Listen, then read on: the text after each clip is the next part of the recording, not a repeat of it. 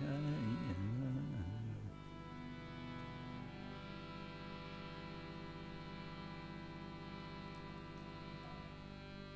Govinda Jaya Jaya.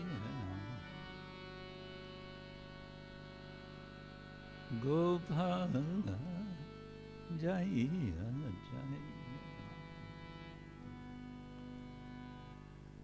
Radha Rama Hari Govinda Jaya Radha Rama Govinda Jaya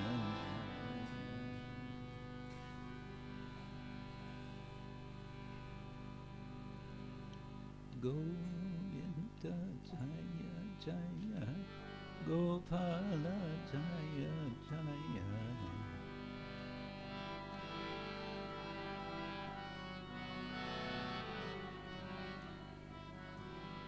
Govinda Jaya Jaya Gopala Jaya Jaya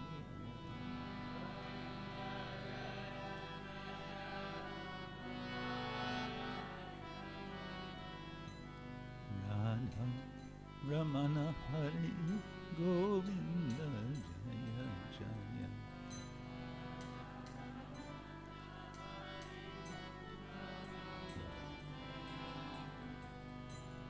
Radha Ramana Hari Govinda Jaya Jaya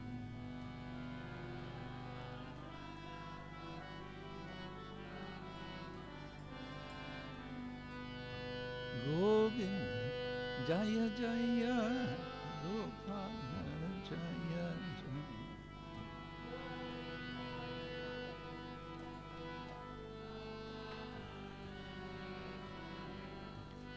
Govinda Jaya Jaya Gopala Jaya Jaya.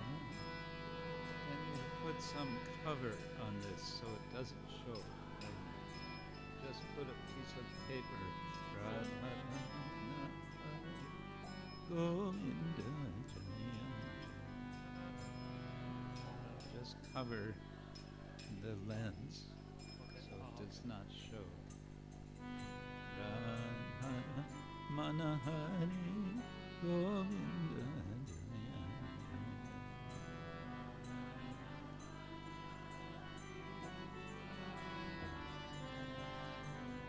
Radha Manahari Govinda Jaya Jaya.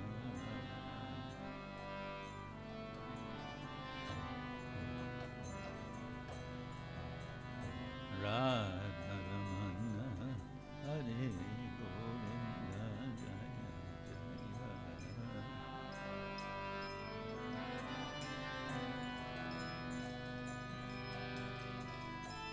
Radha Ramana Hare Govinda Jaya Jaya.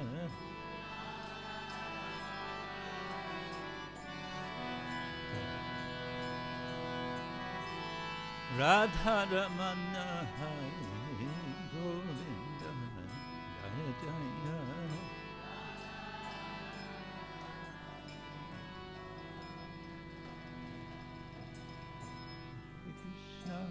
Hare Krishna, Krishna Krishna, Hare Hare, Hare Rama, Hare Rama, Rama Rama, Hare Hare.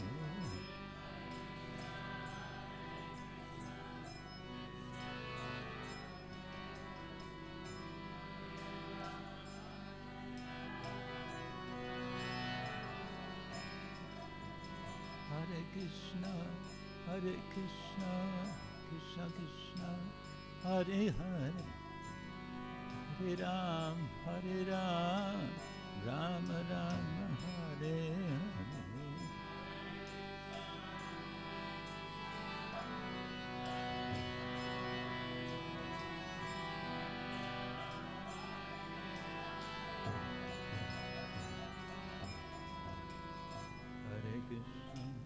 Hare Krishna, Krishna Krishna Hare Hare Hare Ram Ram Ram Hare Hare.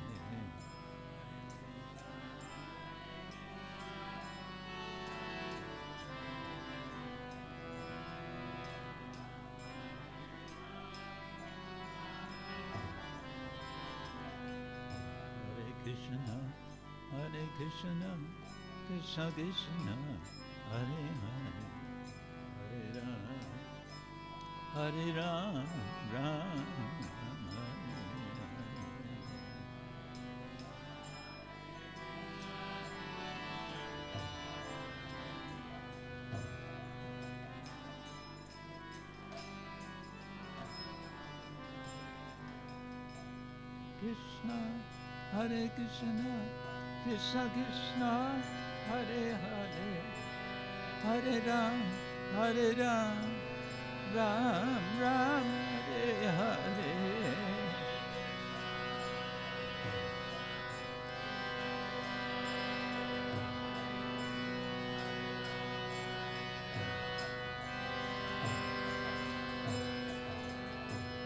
Hare Krishna, Krishna Krishna, Hare Hare, Hare Ram, Ram Ram, Hare Hare.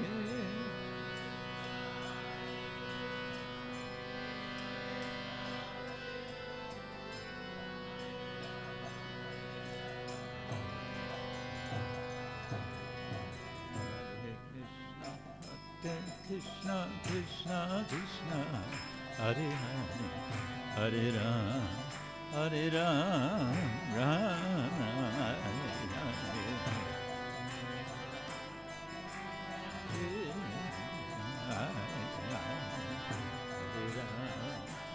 Ram,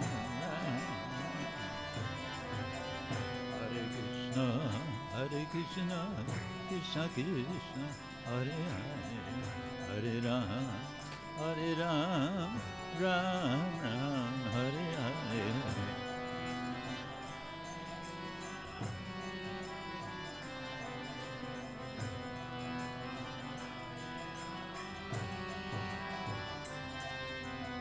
Hare Hare Nama Krishna Yadavaya Namaha.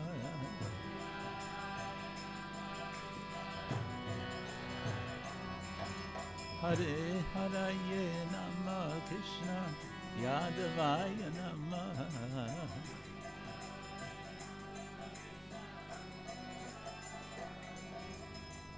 Yadavaya Madhavaya Keshavaya Namaha.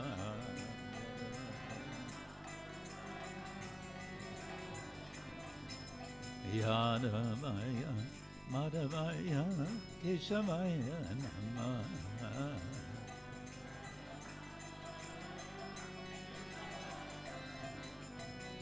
Gopa Govinda Ram Shimadhusudan.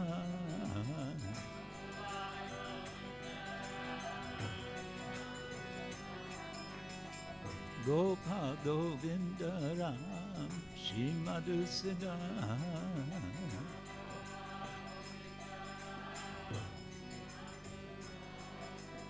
Giridhari Gopinath Madana Mohan.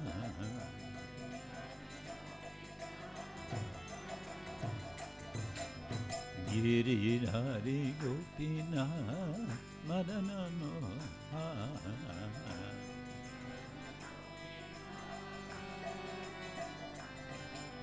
Hare Krishna, Krishna Krishna, Hare Hare, Hare Ram, Ram Ram, Hare Hare.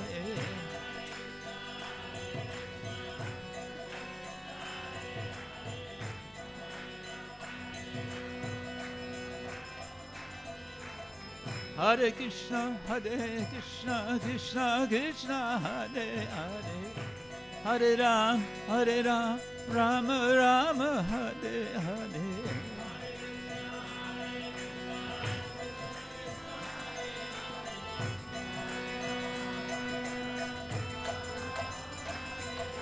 Hare Krishna, Krishna Krishna, Hare Hare, Hare Ram, Ram Ram, Hare Hare.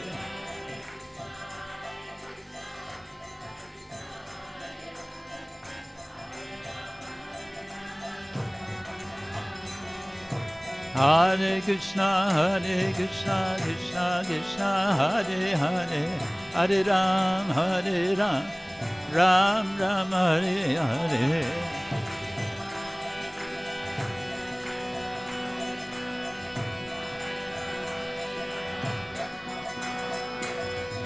Hare Krishna, Krishna Krishna, Hare Hare, Hare Ram, Ram Ram, Hare Hare.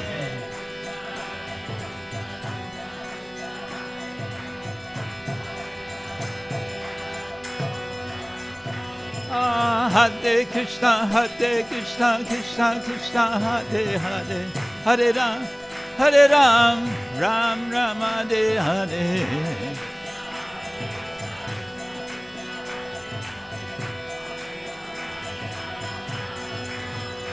Hare Krishna, Krishna Krishna, Hare Hare, Hare Ram, Ram Ram, Hare Hare.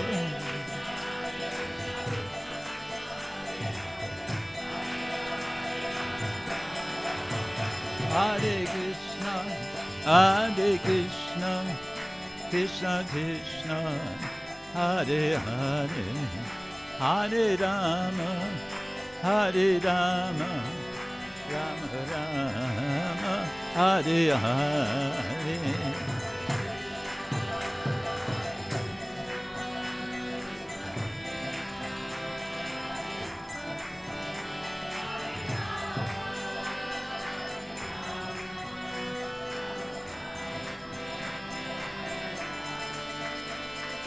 Hare Krishna, Krishna Krishna, Hare Hare, Hare Rama, Ram Ram, Hare Hare.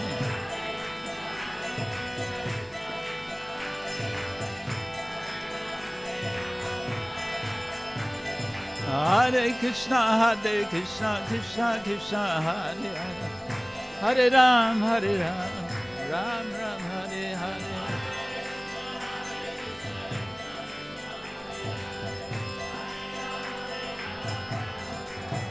Hari Bol, Hari Bol, Hari Bol, Hari Bol.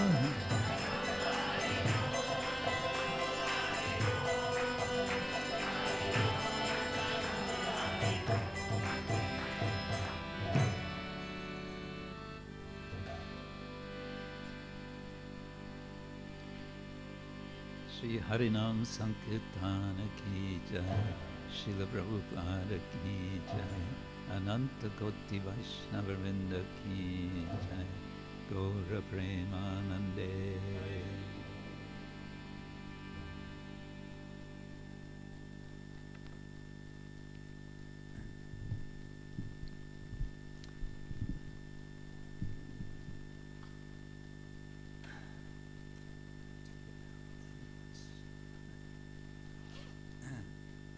So welcome to all of you, and thank you for coming to our first session of,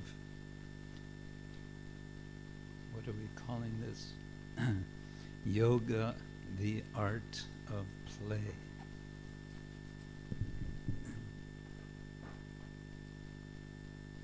So with your good wishes, goodwill, we hope that we will have some fun.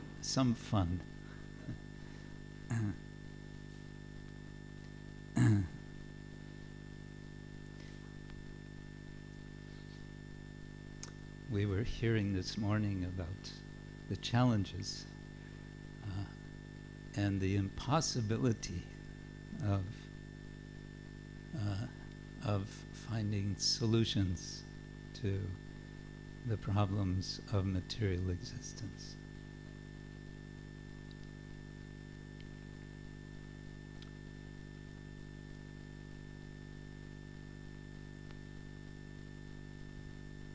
And that is certainly the case. What do the devotees do to address this? We heard very nice discussion about this morning. I want to suggest one way we might, to put a little in context, one way we may address this condition we find ourselves in. One of the things that we learn in what, Hare Krishna.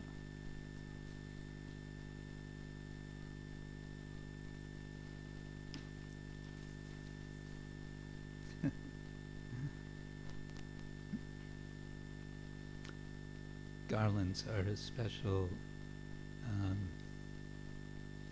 it's part of the job to wear a garland.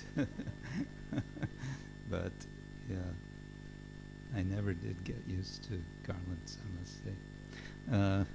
But they're very nice, I know. Yeah, we don't have to look at the person, we can look at the garland.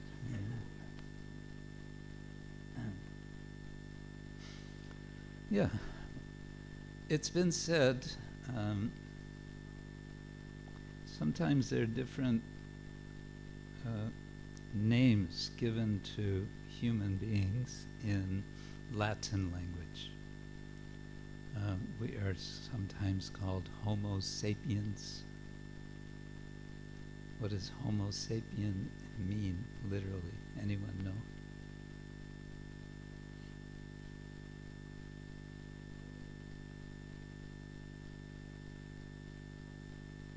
One who knows? I always thought it means one who stands up, who's standing. But you may be right. Huh? Homo erectus. Oh, that's right. Yes. Okay, you're right. Yeah. But sometimes they'll use other terms like, what is the essence of being human? So they'll say we are Homo religiosus, that human beings are religious. Even the atheists are very atheistically religious. And there's another expression, Homo ludens. Homo ludens. Ludens. Which means, you know? Yes, yes, we're the beasts who play. So, and there's been some quite deep philosophical discussions on play. Sometimes scholars sort of take all the fun out of play by analyzing it.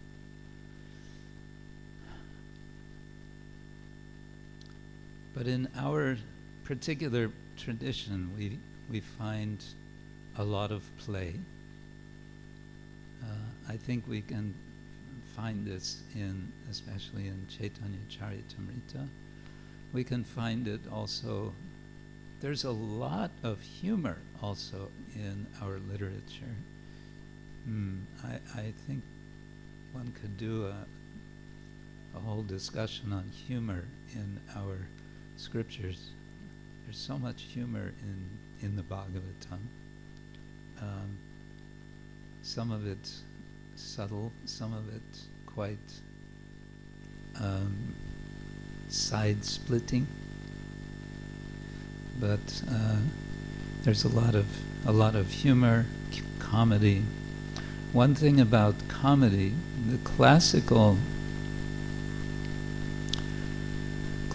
notion of drama in the West, well, Greek classical drama at least, there's basically two forms. There's comedy and there's tragedy. And then there's, later you get tragic comedy, and you get melodrama and other such forms. In our literature, it's difficult to find any tragedy. It's very difficult to find tragedy. And why is that? It's because we understand nobody ever actually dies. To have a good tragedy, someone has to really die forever. Like, that's it, finished, they're gone. That's necessary, and we don't have that. Remember, when I was a child, I must confess, I was watching television.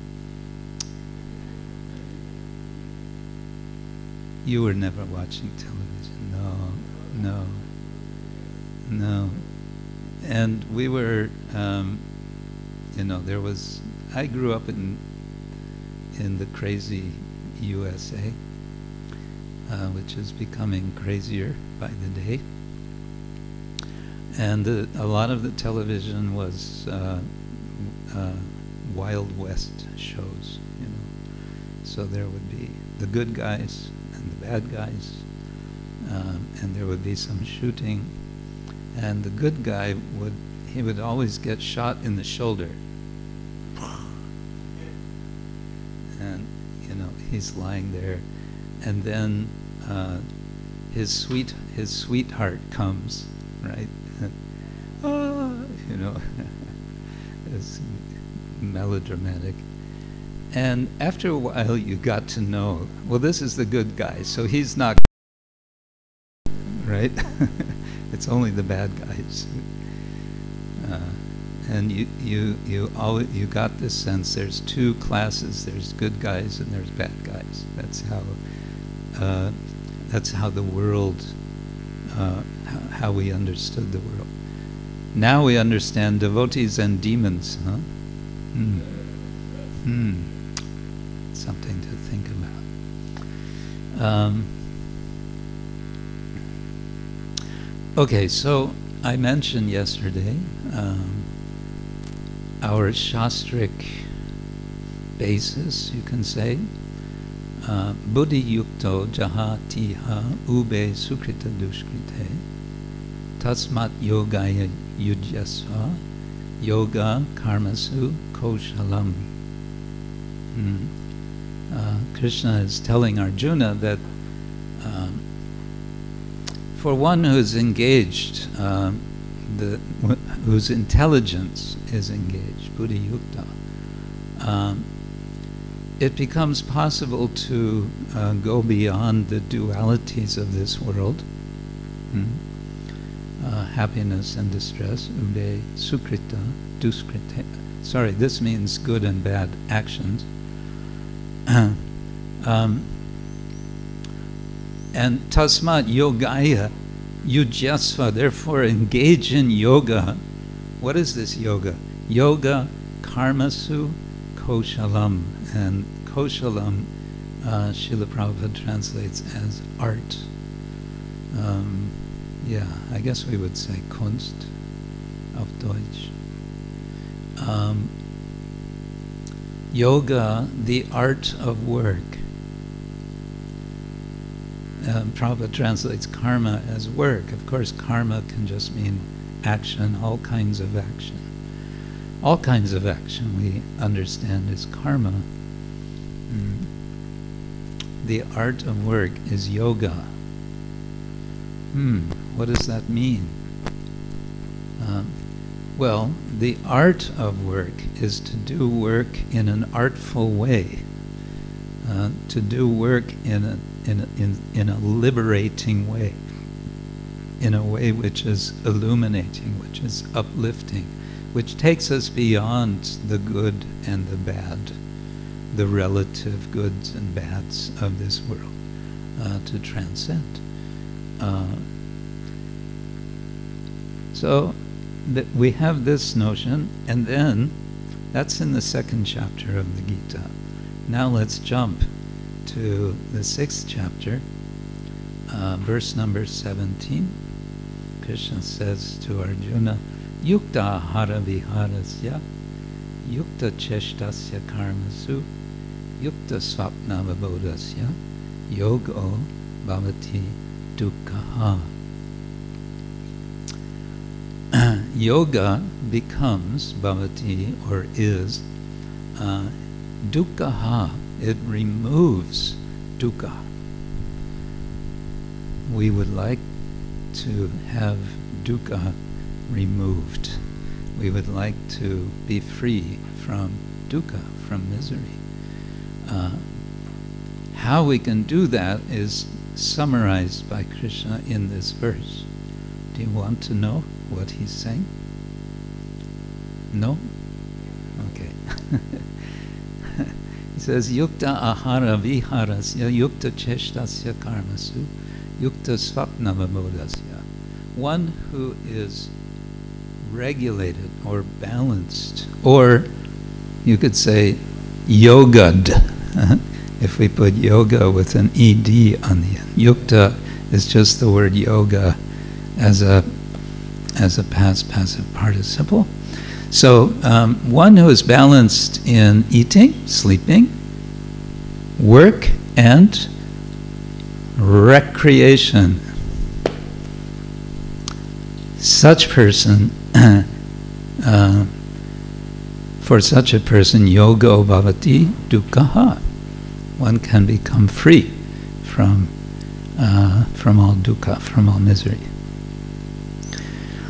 The word for recreation, Prabhupada translates here, is vihara, viharasya, vihara, and there's vihara. Ahara means consuming, eating, putting into, taking, and consuming generally. And vihara means relaxing, means, well, recreation.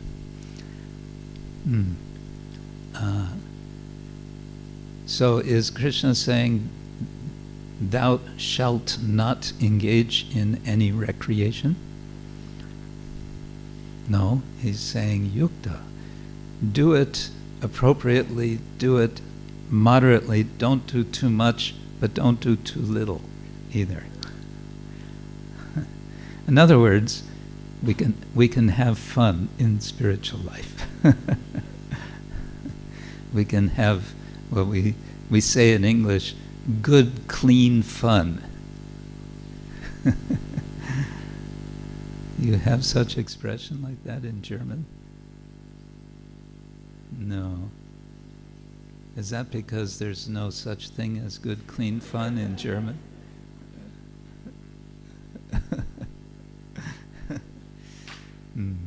Yeah. So this is the sort of Shastric basis, a bit of Shastric basis of what I want to talk about, want to discuss. I mentioned also yesterday that we can think of this as perhaps this program, this seminar, as a kind of complement perhaps to Gauralila Prabhu's project. Are you here, Gauralila? No, he's not here. He's busy preparing his drama.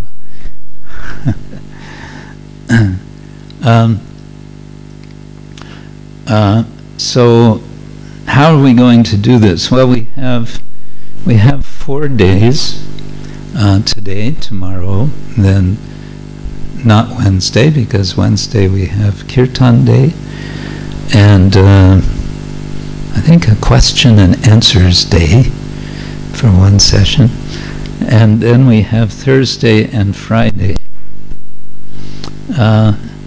And I would like to do this as somewhat of a progression, but this is also somewhat of an experiment, and so if you see any uncertainty on my side, it's because there's uncertainty. I've led this seminar one time before, and we had a lot of fun. And I hope we can do some more of the same. But I'm not expecting it to be as we had a couple of weeks ago in Serbia, because we are different. We are different people, and it's a different situation, and so on. And that's good. I mentioned that there's a lot of humor in our literature. There's also a lot of drama in the sense of conflict. Conflict can be of various sorts, of course. It can be between persons fighting or somehow against each other, conceiving themselves as being against each other. There can be inner conflict, and that's something I'm hoping we can explore. Inner conflict. The idea of the shadow within the shadow that we want to ignore in ourselves. So we have 4 sessions, and today I want to introduce some general ideas about drama and in relation to our tradition. And I want to also discuss, we want to do a reading performance, so to say, of a little drama which probably most of you are familiar with, a little skit which Srila Prabhupada introduced, and which Srila Bhakti Siddhanta Thakur originally introduced as one of his Upakyan Upadesha stories. Upakyan Upadesha, his little instructive stories. It's called The Boatman and the Professor. You all know this? No? 50% of your life is wasted.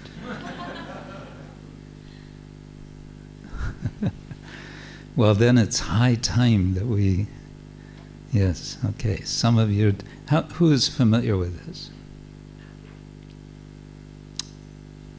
This is a very deprived generation of devotees. Nobody is doing these dramas. See, this is something that I'm hoping will be a small contribution for after this this retreat, that you will be inspired, that you'll get ideas of how you might engage in some sorts of dramas or plays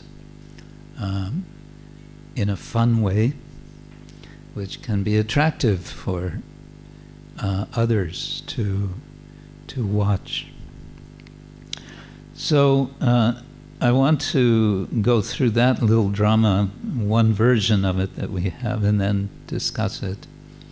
And then I want to introduce, I want to see if we can get you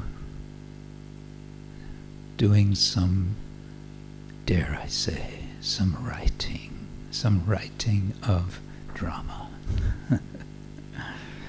I see some of you have material for writing, and that's very good. I meant to ask, actually, if we have supplies for those who don't have. But here he comes, just as I was going to ask. Yes, Prabhu, you came at just the right moment. That's amazing. It makes me believe in God.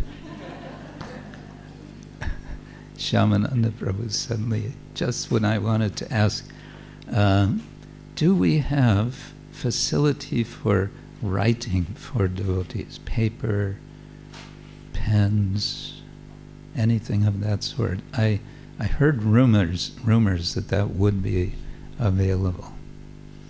But you're looking sort of like, huh? Okay. Not immediately, no.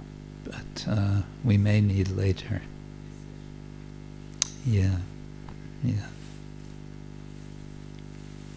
Okay. Then tomorrow I would like to introduce, well, I have to look at this if I should do this or not. I'll explain tomorrow about this, but I started to write a drama about Hiranyakashipu. I think it's because I identify with him a lot. So I want to work out something, to purify. So what occurred to me is, because I sort of reached a point where I wasn't going further, why don't I get help from all of you?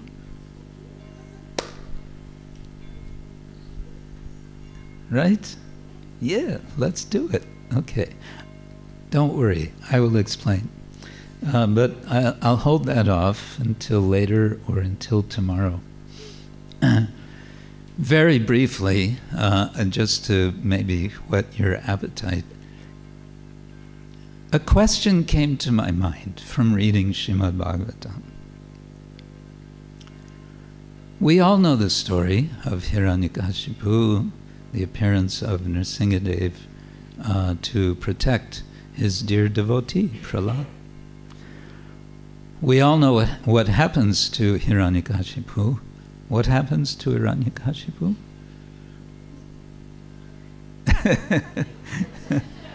He gets a stomach operation. Yeah. Then what happens to Hiranyakashipu?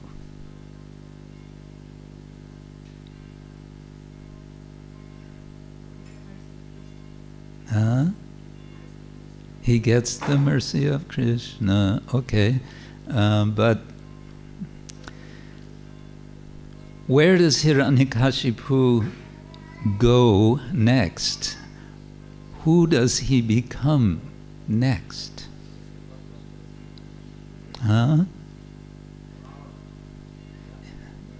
Becomes Ravana.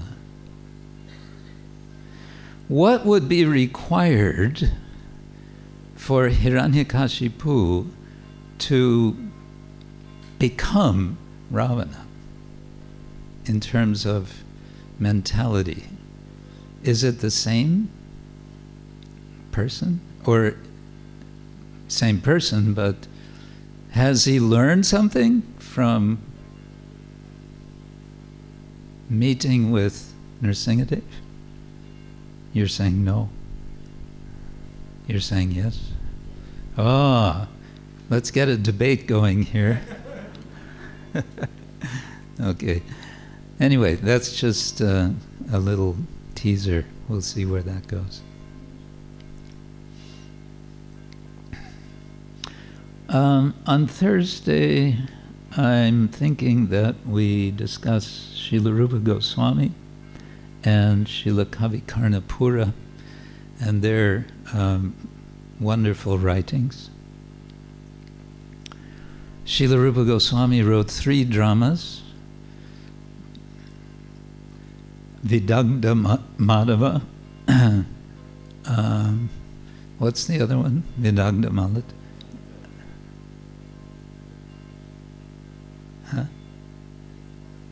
Lalita Madhava. Yeah, the name wasn't coming to my mind. And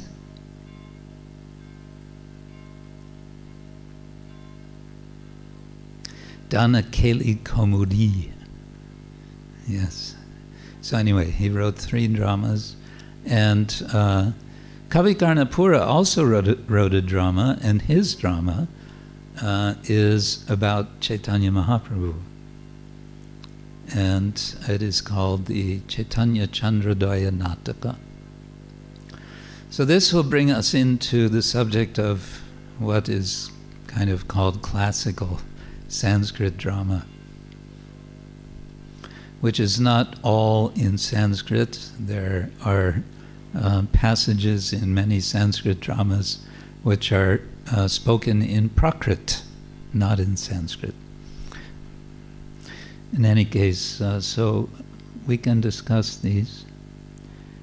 And then on Friday, I thought we turned to the drama of the late Tamal Krishna Goswami Maharaj, the Jagannath Priya Nataka. Oh, look, we have paper. That was good. That was quick. That's a really good...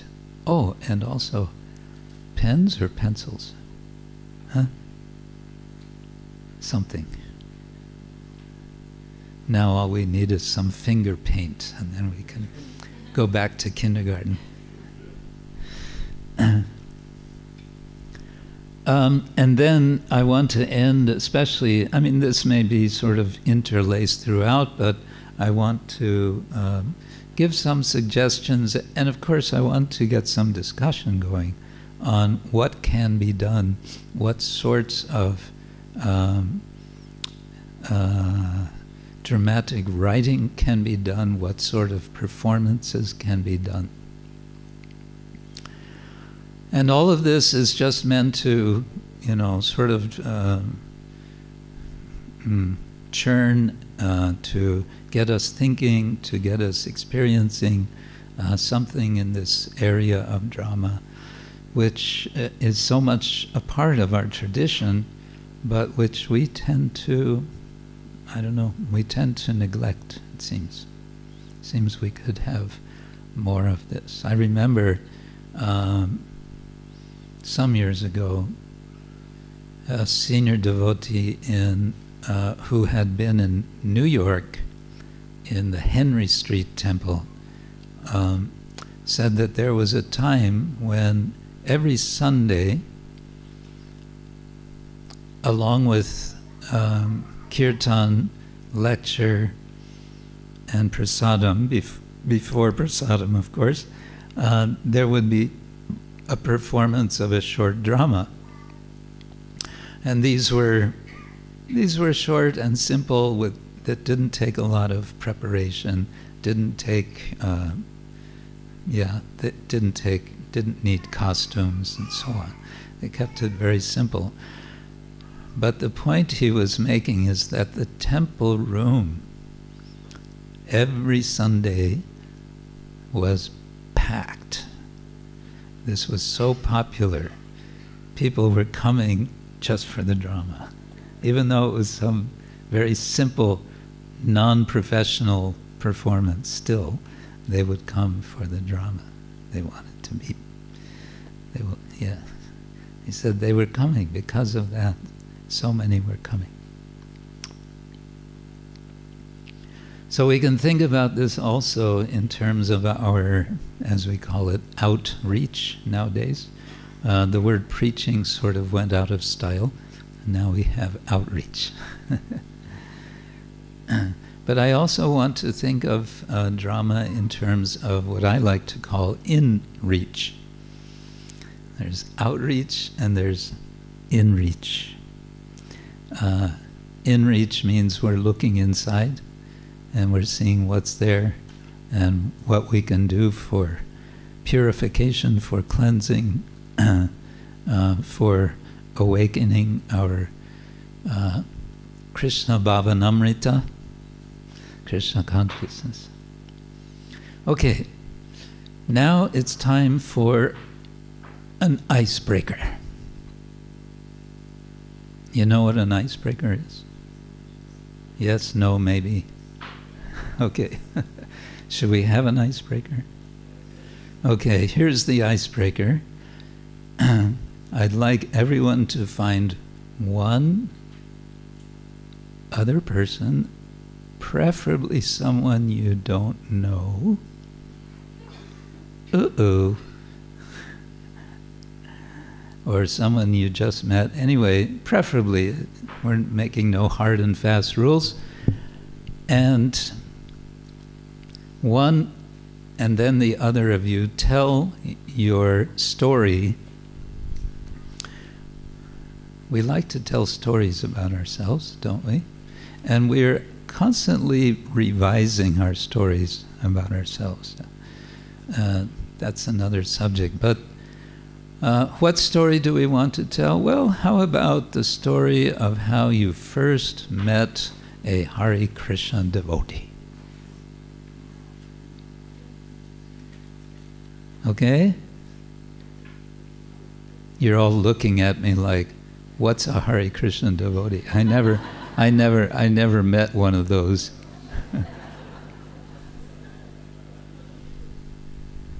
Can we do this just for, let's say 5 minutes altogether?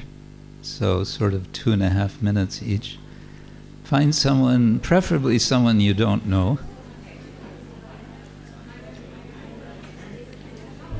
And I'm going to step out for a moment.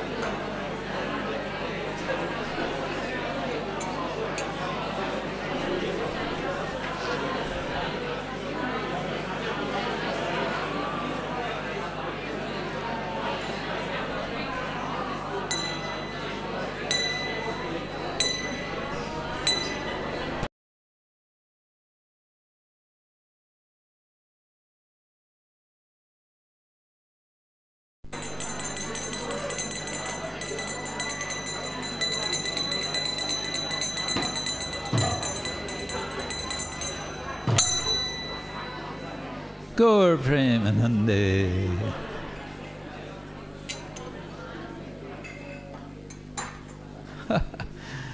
That was quite, I think we broke the ice. What do you think?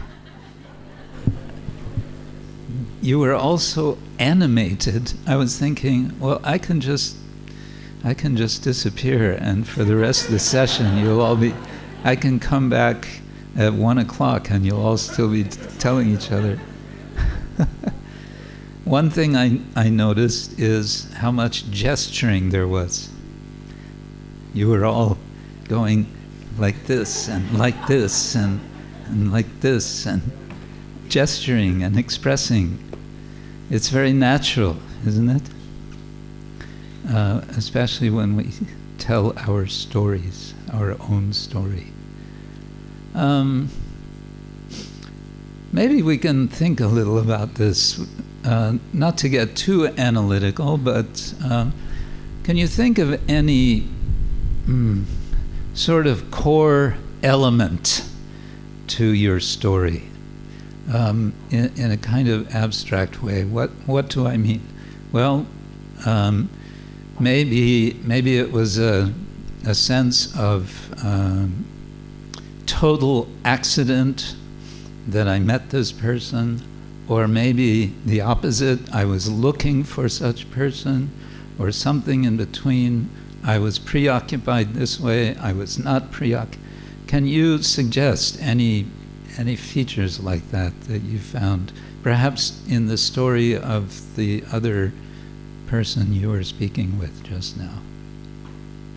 Anyone? Not all at once, please. Yes, Badahari Pr.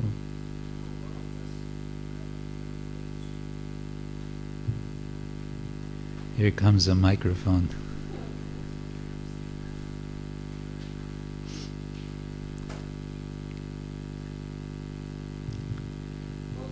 Met a book distributor. Uh-huh. So it was, and I think both of us weren't looking for anything. So it was like somebody was looking for us. Uh-huh. Okay. So that's a comment. Yes. Yes, you were not looking, someone was looking for you. And Krishna was looking for you. Yes. Okay. Any other patterns? Or yes, Mataji.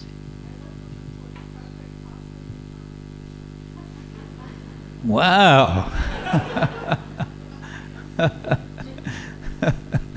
That's good. You were looking for the perfect.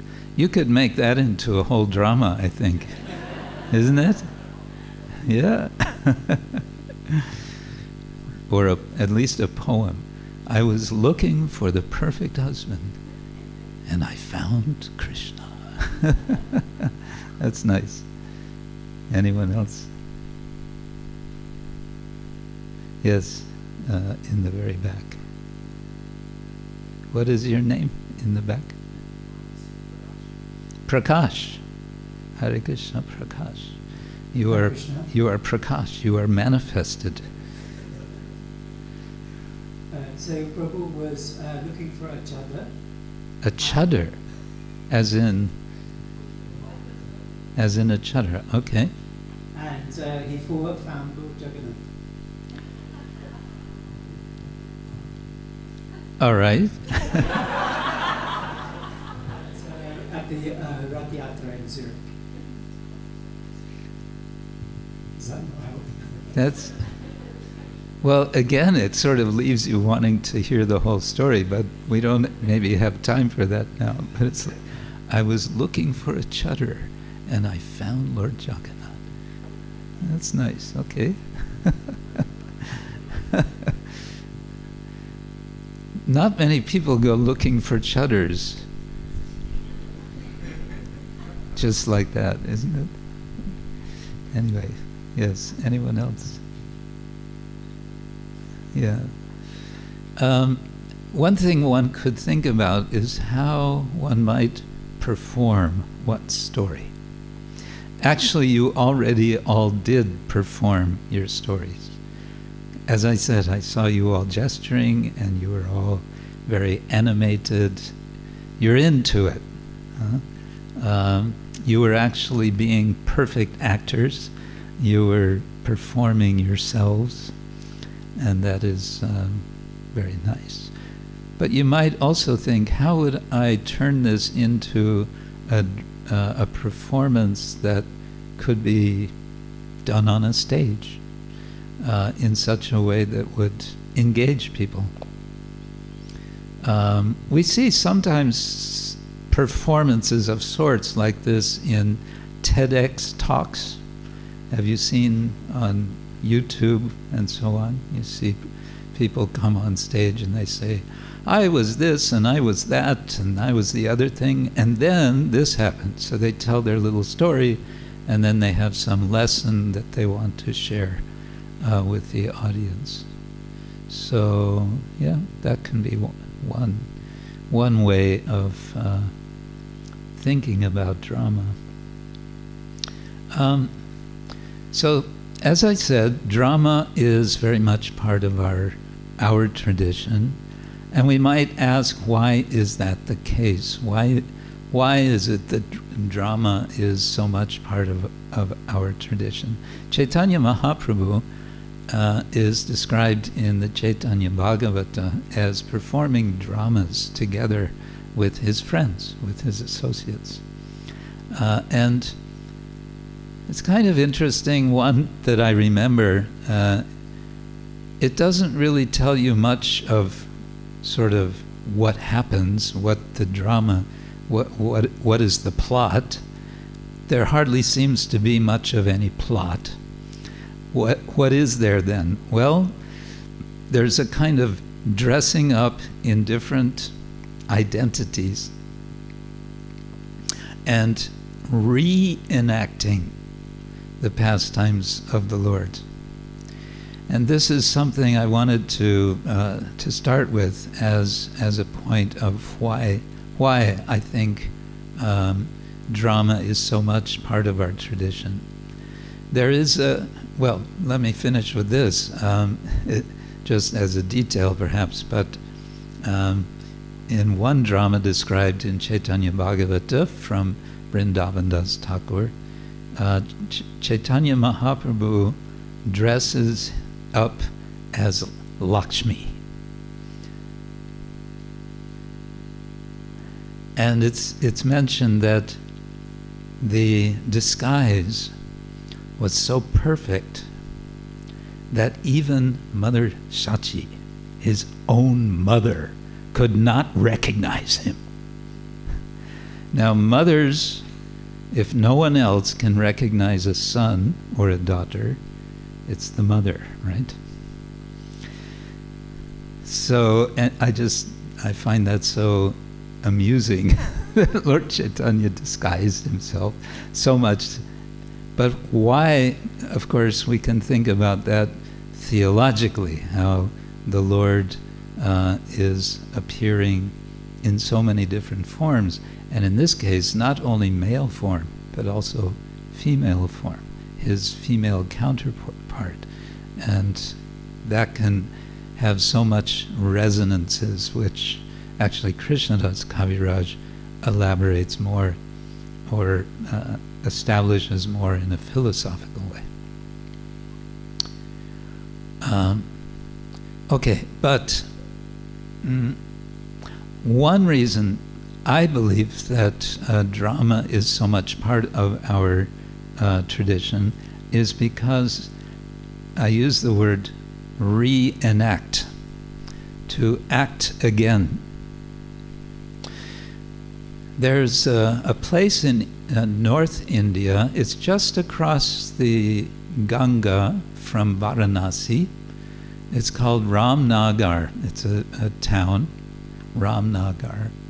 And every year in September, for the entire month of September, more or less September in that period, for an entire month they perform Ram Leela.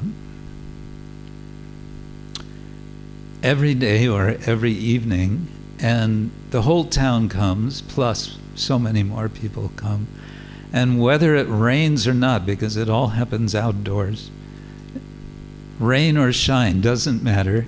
Everybody is there. It gets muddy, doesn't matter. They sit in the mud. They don't care. Why? Because for them, they are witnessing the actual drama of Rama Leela.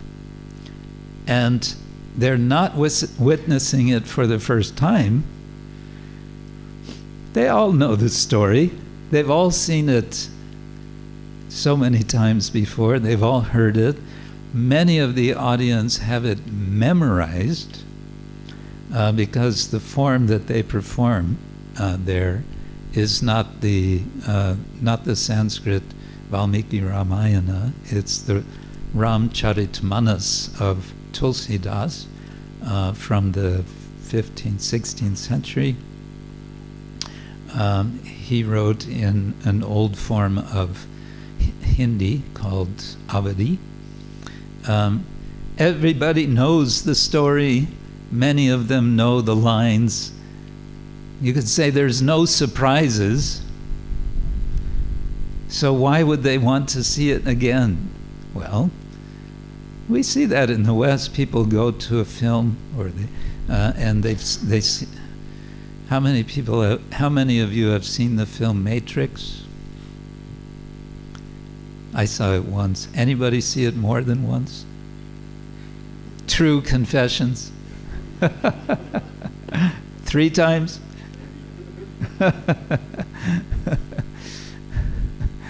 Yeah.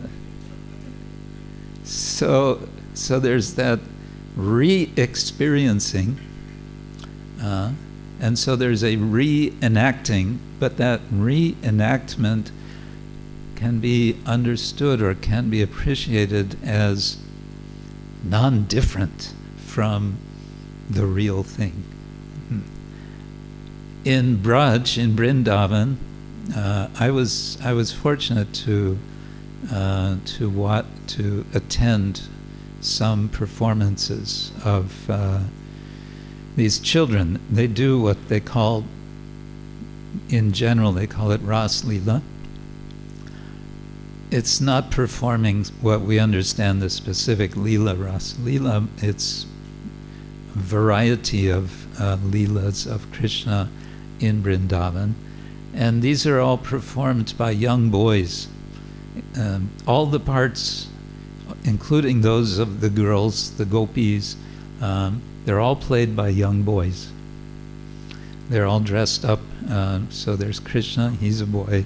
There's Radha, she is a boy. And the gopis, they're all boys. That's the tradition. That's how it's done.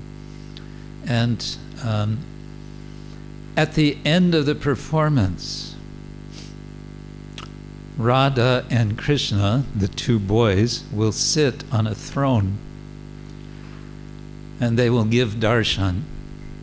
And all the people come up on the stage and offer obeisance and offer donations and offer worship, because they understand that for this time, in this place, on this what becomes a magical place of, well, they perform in Vrindavan, and then within Vrindavan is a stage. It becomes a magical place. It becomes the spiritual world, and they take it like that. So they actually worship Radha and Krishna. By the time the end of the of the whole evening comes, the players, these young boys, you can see they're really tired, and Radha and Krishna are sitting there, and they're like, when is this going to be over? But that's it's not it's kind of irrelevant. Everyone feels Radha and Krishna are present. So reenacting. And I was just thinking this morning also, we have in English the word recreation, and that's in the verse, Prabhupada's translation, yuktahara viharasya, of one who is recreating. So this word recreation, we usually think of it like playing volleyball and football and different sports, maybe swimming and so on. This is all recreation. Maybe playing chess is recreation. But the English word, if we put a hyphen after the first R-E and make it recreation, we are recreating. And there's a kind of double sense of creation there as well. Creation can be that which the Lord has created, His pastimes, but also it may, to some extent, involve our creative, as we say in English, input, or we may say embellishment. And for an illustration of this, I think it would be nice to go through this little drama, The Boatman and the Professor. Some of you are familiar with this and others not. So Devashri Radhika is going to join us. You are, what did we decide? You're the boat lady. The boat lady. Yes, okay. So to help you follow, we can project it here.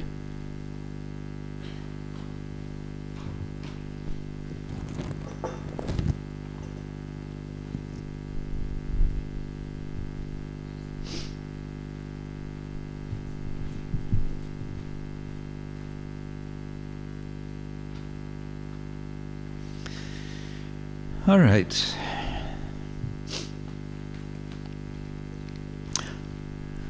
Say again? Bigger. Can we make it bigger? How do we make it bigger? How do we make it bigger?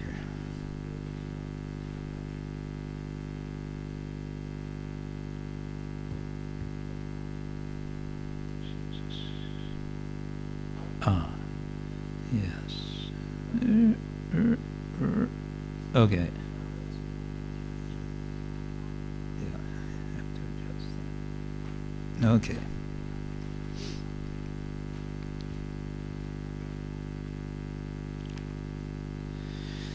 Okay, so let's see. All right, we just begin. I'll read the first little bit, setting the scene.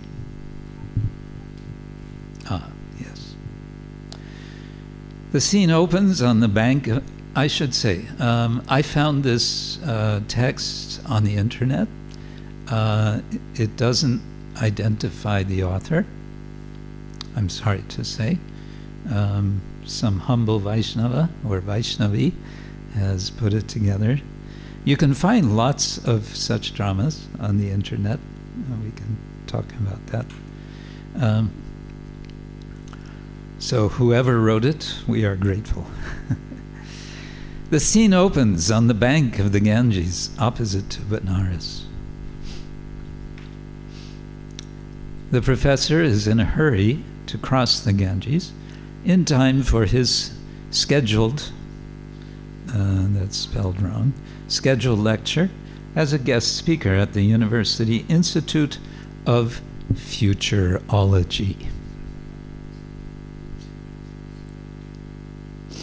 The professor wears a long coat and hat, small wire-framed glasses, carries a briefcase. In the briefcase is a copy of Srimad Bhagavatam, Canto 1. He also carries an umbrella.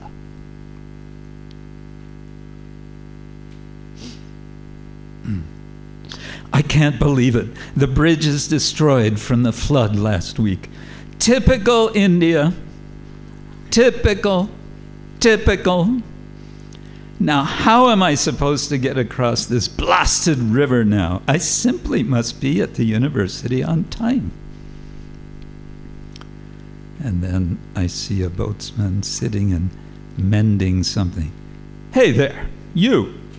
Tell me, how on earth and heaven is one supposed to get across this river when the bridge is out, huh? Well, you could take a boat. A boat? Not a bad idea. And where might I find a boat under these conditions? No doubt there are thousands of people trying to get boat rides across under these conditions. Well, I've got a boat for hire. Really? I do say.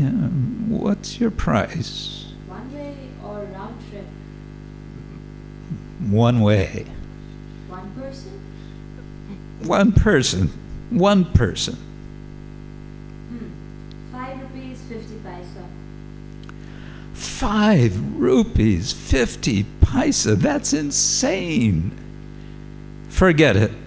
I'm not going to pay that much. In my country, that's called thievery. As you like, but I don't think you would find anyone cheaper. That is the price these days.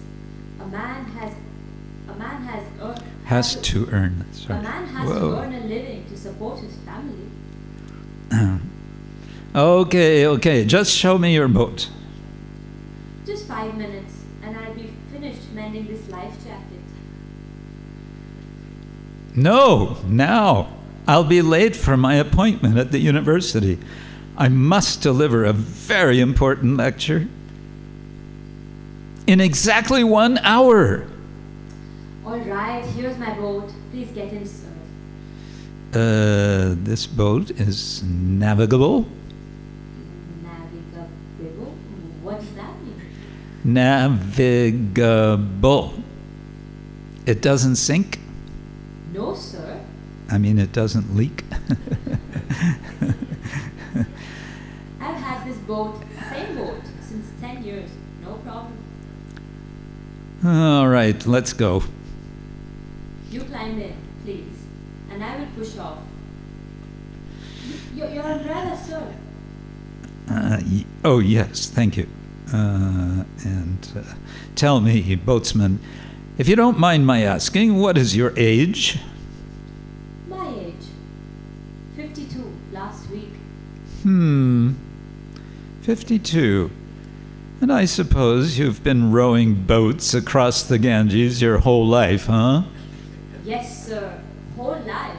Like my father and grandfather. Did you ever consider investing in a motorboat? Invest, motor... Sure, if you had started saving money when you were young, by now you could have bought a first-class motorboat. Not only would you not have to work so hard in your old age, you could carry a lot more passengers and make a lot more money. And with that extra money, you could buy more boats and rent them out. By now, you could be a rich man. Money makes money, they say. Money. I'm certainly not a rich man, but I get by. And whatever excess money I have, I use it for Krishna Seva. Krishna what? Krishna Seva, service to Krishna, worship of Krishna. You don't mean to say you belong to that Hare Krishna sect, do you? My family has been worshipping Krishna since generations. I don't know what you mean by sect. In Bhagavad Gita, Krishna says, Bhukta Ram Yagya Tapasam Sarva Loka Maheshwaram. He says, I am the Supreme Lord, the supreme enjoyer of all sacrifices. Therefore, I worship him. I simply accept the statements of Bhagavad Gita. Ugh, this religious nonsense. Nothing more than an opiate for the people, if you ask me. It's one thing I have to agree with Karl Marx about. Opiate for the people. You ever heard of Karl Marx? He's a movie actor, isn't he? Just see, he doesn't know anything. He hasn't the slightest idea about economics, neither for his own economic advancement, nor in theory. The great theories of economics by which this world moves, he has no idea about. Typical India. I must say, 25% of your life is wasted, boatswoman. Wasted? Wasted. Simply wasted. Well, I wouldn't say wasted.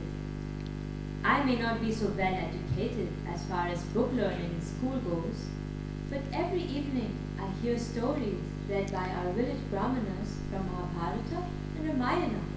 You have heard of these books, sir? Of course, of course. Mythology. All mythology.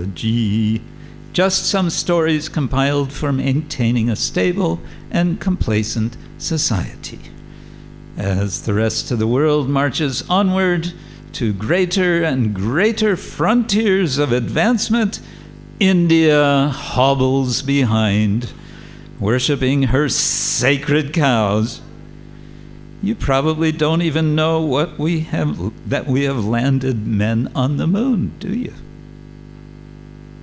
Yes, someone was telling me about that, but quite frankly, I have my doubts. Doubts? Yes, doubts. After all, what did they find there?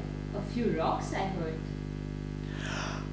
Not a few rocks, a lot of rocks! Okay, a lot of rocks. Anyway, according to the Vedic description of the moon, there are much more than rocks to be found there. Actually, it is a very beautiful heavenly place. The people there live for 10,000 years, where each day is equal to our 6 months. If you ask me, they didn't land on the moon. Maybe some just other planet. Anyway, they couldn't stay there, so what's the use? Use? For advancement of human knowledge, of course. Man has an intrinsic need to explore the vast reaches of the unknown, to leave no stone unturned, as the saying goes. That's all right, but what is the use if you know so much about moon, rocks, and film stars, but you do not know who you are? You think I don't know who I am? Of course I know who I am.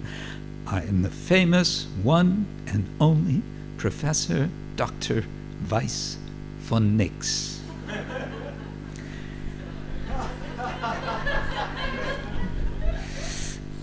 With degrees in several subjects, including astrophysical biology, political economic simplistics, and ontological paleocryptology, and I've studied so many subjects thoroughly and written hundreds of papers and articles and books. I'm so busy with speaking engagements that I simply have no time. No time to consider who you actually are.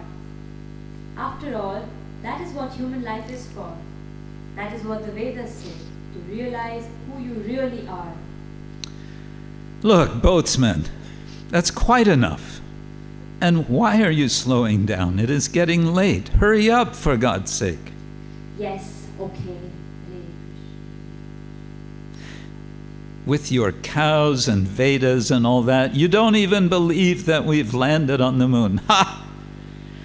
I say 50% of your life wasted. Oh my God, I almost forgot. I have to prepare my address to the Institute of Futurology about human genetic perfection. Where's my notebook? And he digs in his suitcase and he pulls out Srimad Bhagavatam, Volume 1. What's this book? Oh yes, some young lady sold me this book in the New York airport. I told her I wouldn't have time to read it, but she wouldn't take no for an answer. Sanskrit, very old language. Srinvatam svakata Krishna. Ha! Krishna. I thought so. You Krishnas are everywhere. The personality of Godhead, Sri Krishna, who is in the heart of everyone and the benefactor of the righteous devotee, destroys the desire for material enjoyment from the heart of the devotee who is pleased with his message. This message is itself pious when properly heard and chanted. Jai, Haribol, Haribol. Oh no, again, this Krishna, why me? Anyway, look here, boatsman, just get me across this accursed river fast. Excuse me, sir, but this river is none other than the sacred Mother Ganges, whose water emanates from the lotus feet of Lord Vishnu. Please don't offend her in that way. Oh, I'm so sorry. And I suppose you want to tell me that the water is completely pure, huh? If you only knew how much disease-carrying microorganisms these rivers in India carry. Sometimes I wonder, what is the use of this country at all? After all, what the British did for you, you still insist on keeping your antiquated ways. Boatsman, tell me what you know about the British colonial time in India. Not a whole lot.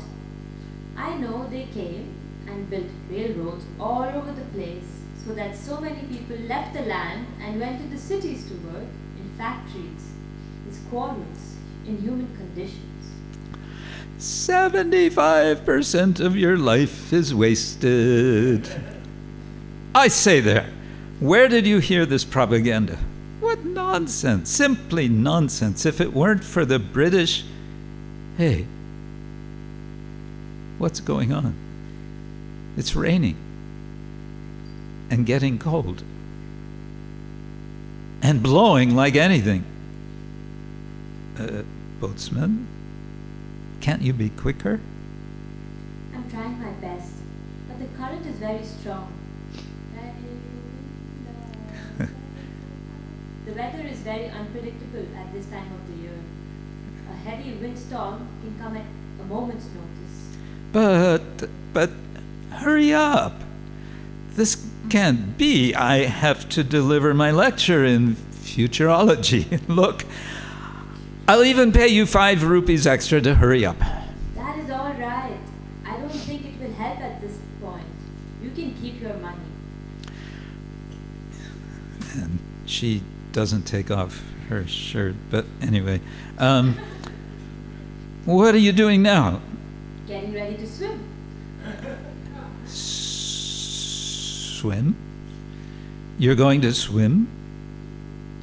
What else is there to do? Oh, excuse me, sir, but we'll just have to swim for it now. It's not so far, but can't you swim, by the way? No! Then 100% of your life is wasted.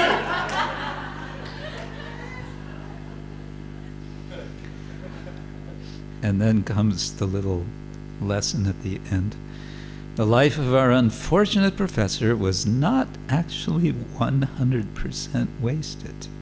After all, he had read a verse from Srimad Bhagavatam, heard the Hare Krishna mantra, and even drowned in the Ganges, the sacred Ganges, no doubt freeing him from all sinful reactions for his past misdeeds.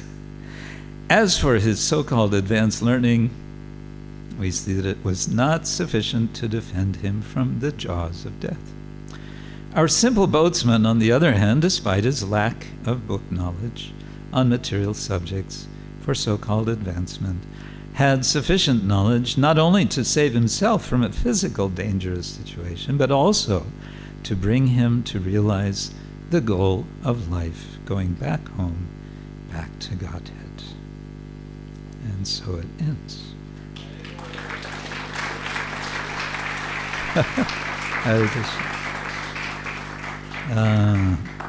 Okay.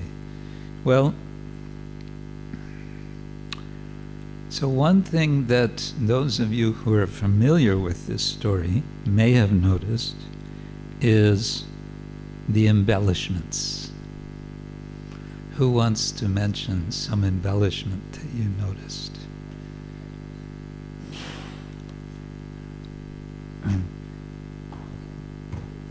Krishna Prema.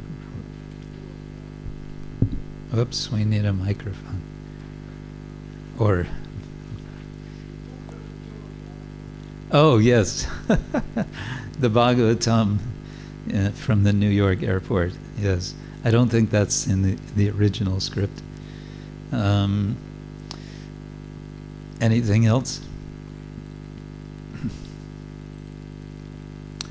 The moon landing discussion, I don't think that's there, right? There's an interesting detail in the beginning which could have been unpacked a little more explicitly at the end, I think, and that is before they go on the boat, what is the boatman doing? He's mending a life jacket, and of course the irony, right? The professor is too impatient for him to finish the life jacket mending, and so there's no life jacket for him when the critical moment comes. So that could have been a bit more unfolded. Made more explicit. Hey, where is that life jacket that you were mending? Oh, well, it's not mended yet because you were in such a hurry. Something like that. Okay, this is one point, is we can take a drama which is, well, let me back up. We can take an existing drama such as this, and we may find ways of making some changes which we find appropriate and which will enhance the story. The purpose has to be to enhance the drama. And what do I mean by enhance? Well, this is a bigger subject. We'll go into it a bit in course of time, but the enhancement that is looked for in classical Sanskrit drama is that which brings out rasa, that which brings out the experience of rasa. And what our acharyas, especially Srila Rupa Goswami, is doing in his dramas is he's demonstrating how in the pastimes of Krishna, the rasa is being unfolded with the aid, you could say, of the language of poetry, of poetic language. It can be brought out in so many ways, and the important, well, that's another subject, but it's the important thing for the communication of rasa to take place from the stage to the audience is that the audience is sa pridaya, literally with heart, having, in other words, the qualification to relish, the qualification to be, you could say the translation is in the French, connoisseur, to be proper connoisseurs of that which is being presented. Well, that's for the very refined, elevated Sanskrit devotional drama. But here we're looking at a very simple, skit, which is a humorous kind of a skit with a lesson. And here I think what we want to call attention to is dramas can be have a didactic purpose. In the Middle Ages in Europe, there was a kind of religious drama called morality plays, and these were performed in public to educate people in morality, to educate people to be good, pious people. So that tradition we also have in the this example and so many others, especially from these short stories that come from Srila Bhakti Siddhanta Thakur, some of which have been made into dramas, and some, or many I think, which could be expanded and developed and modernized. Perhaps this is another point we can take from this particular drama, is there's a kind of modernization that's happened, right? The mention of the moon landing. If this were performed in the time of Bhakti Siddhanta Thakur, they would not have been talking about moon landings. But there is a mention in this version of the drama, I don't think it's there in the version of Bhakti Siddhanta Thakur, about the presence of the British, and what did the British do, and what did they not do, or what did they unfortunately do, and so on. That gets into a kind of political dimension for modern day India, post-colonial concerns and so on.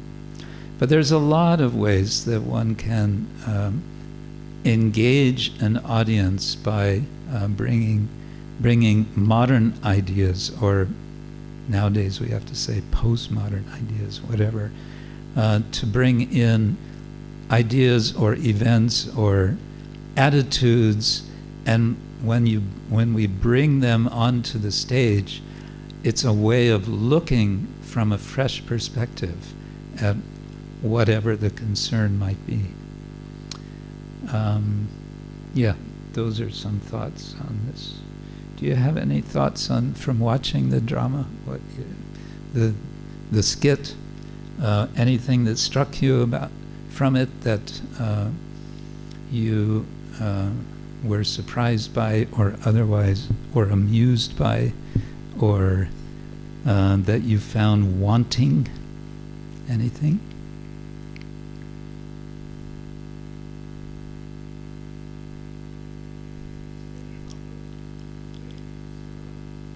Staying humble is the way to survive, okay, as a lesson of the drama, staying humble.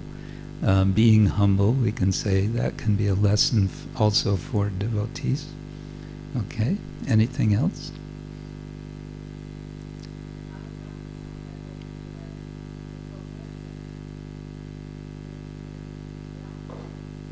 The what of the arrogance, yes. Yeah, he's blinded by his own pride. Yeah, these are kind of basics, sort of simple points that everyone can understand, but to reenact them in such a way can awaken in us a revived sense of, oh yes, I should be humble. We should be humble. But also in this case, there is, of course, humor. And the humor in this case is we all look at the professor and we think, what a fool. There's two kinds of humor, essentially, according to one analysis. One is laughing at someone else, and the other, and the other is laughing with. Yes. So here we're laughing at the professor, which positions the person we are laughing at is always in the inferior position. We see that person in an inferior position, at least in terms of their behavior.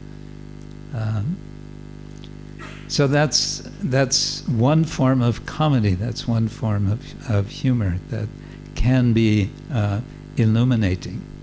In this case, of course, the boatman or boatwoman is the wise person, is the teacher, and here there is a principle of irony. What is the irony? The person who is supposedly so foolish and so uneducated and so simple turns out to be the person with real wisdom, the person with real knowledge. And the person who would like to help the professor, but what to do? Can you swim? That would have been the professor's responsibility to learn to swim sometime earlier in his life, but alas. And then the commentary, this is something that I had not seen before. At the end, this way of explaining that actually the professor does not lose 100% of his life. Why? Because there were 3 reasons. What were they?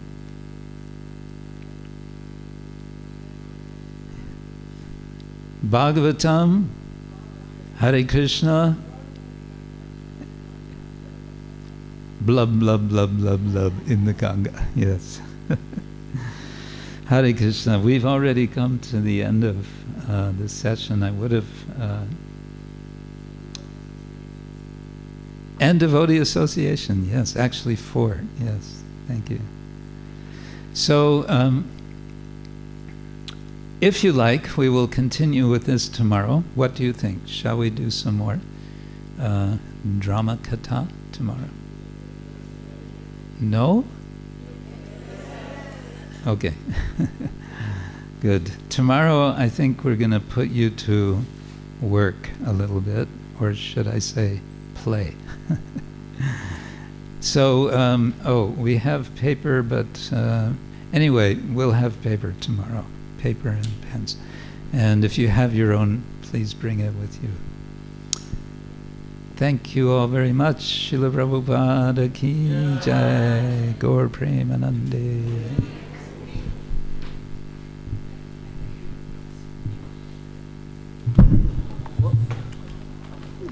Please just wait 1 minute before leaving. This is a small announcement that is also connected to His Holiness Krishna Ksetra Swami.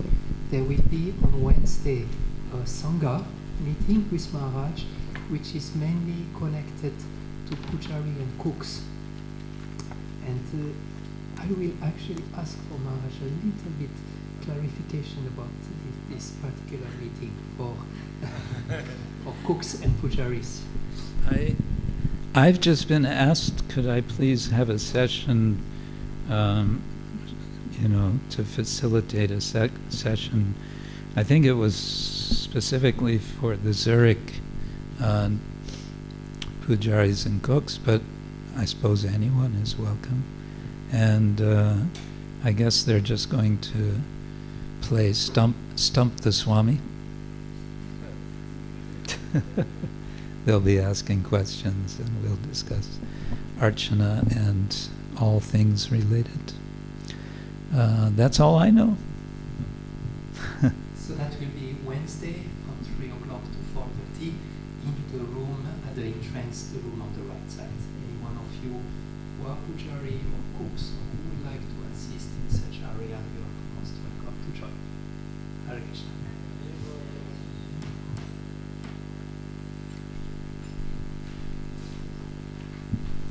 Now you can continue telling each other your stories.